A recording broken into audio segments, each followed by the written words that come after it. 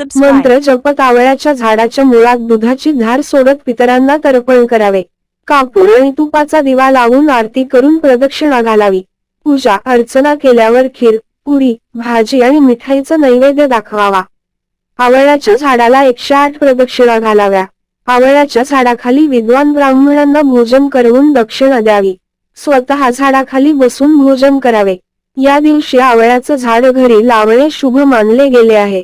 तसं तर पूर्व दिशेत मोठे झाड लावू नये, परंतु या दिशेत आवळ्याचं झाड लावल्याने सकारात्मक ऊर्जेचा प्रवाह वाढतो. तसेच घराच्या उत्तर दिशेला देखील हे झाड लावणे योग्य ठरेल. या दिवशी पितरांच्या शीत निवारणासाठी हिवाळ्यातील कपडे व ब्लँकेट्स दान करावे. मुलांची स्मरणशक्ती वाढावी किंवा ज्या मुलांचे अभ्यासात मन लागत नसेल अशा मुलांच्या पुस्तकात आवळा आणि चिंचेच्या झाडाचे हिरवे पाने ठेवावे.